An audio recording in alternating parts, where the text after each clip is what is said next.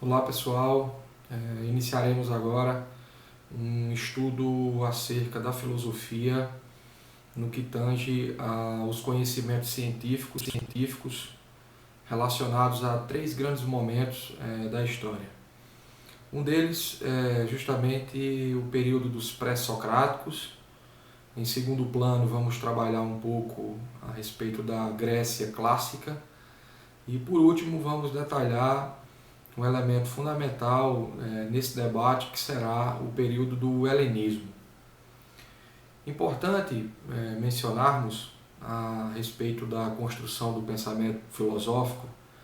que a filosofia ela sempre trouxe grandes contribuições para a estrutura do pensamento racional. Nessa ideia, a filosofia ela tem como base fundamental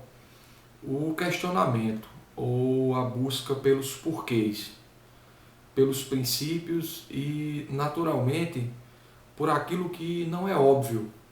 ou que transborda além do que já se é conhecido. Dentro da filosofia, podemos caracterizar uma grande fuga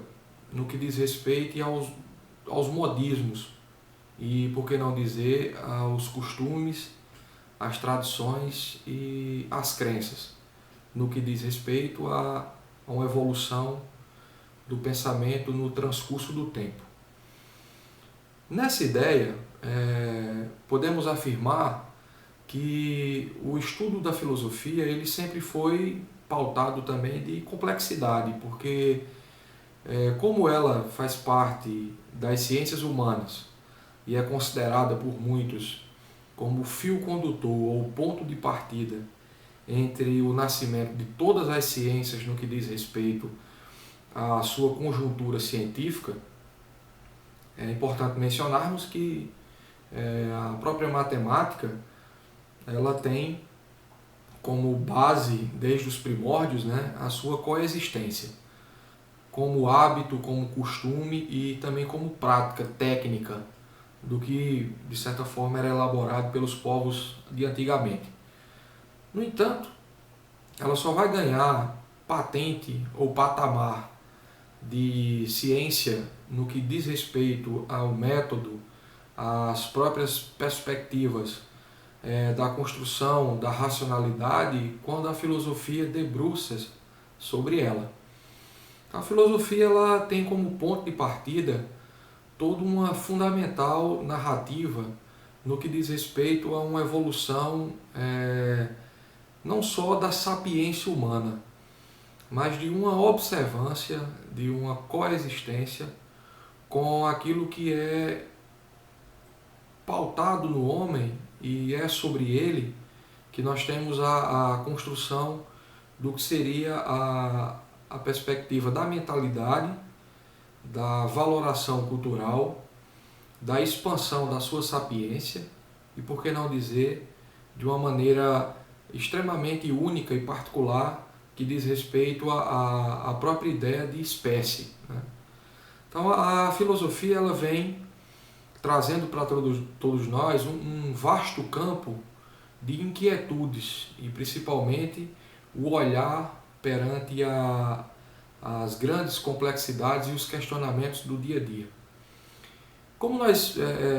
evoluímos dentro de uma perspectiva de crítica, de reflexão, de análise, sabemos o papel da filosofia dentro das ciências humanas, que relação ela tem com a história, com a sociologia, que relação ela tem com a geografia humana e física, qual a sua extrema disponibilidade para também comungar, né, e apropriar-se das outras áreas do conhecimento, das linguagens e códigos, das ciências exatas, das ciências da natureza, das ciências outras que faz parte, né, do estudo das questões interiores que regem a existência humana. Em tudo encontramos filosofia. E é sobre essa grande provocação que a filosofia ela sempre é buscada como um auxílio de entendimento dos tempos, do homem e principalmente da evolução da contextualidade social, no que tange às próprias quebras de paradigmas, as inquietudes no que diz respeito às verdades prontas, a projeção do que pode ser feito dentro de um campo pautado muito, né, no que a gente entende de tese, síntese e antítese, numa perspectiva dialética, não puramente, né, no campo das ideologias, mas de algo que é puramente humano, que é a complexidade e o entendimento de que o homem ele é pautado de dúvidas, ele é pautado muitas vezes de incertezas e inseguranças. E o seu caminho, o fio norteador de toda essa projeção, ela vem muito da própria ideia, né, do que diz a palavra filosofia, naquilo que seria o amor, o amigo pela sabedoria e o conhecimento. A própria análise da etimologia da palavra filosofia já dá a todos nós esse amparo, esse debruçar-se sobre as questões que naturalmente a filosofia é de sua competência, apropriar-se de um colírio no que revela entre o olhar e o exterior, como também um mergulho da sua retina para a sua alma. É importante mencionarmos que em tudo que fazemos, em tudo que nós propusermos a entender, a filosofia ela tem essa contextualização no que diz respeito à própria forma e dinâmica que o homem tem enquanto evolução, tanto política, como econômica, como educacional, como reflexiva, como produção de ciência, como cultura, mas principalmente é o ponto de partida, né, do campo da filosofia, aquilo que um grande filósofo iluminista diria para todos nós, e cabe essa reflexão nesse início de debate, que é o filósofo René Descartes.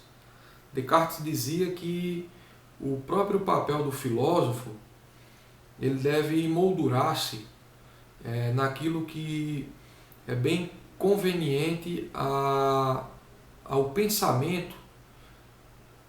proporcionado ao homem, aquele que tem asas, mas tem pés de chumbo.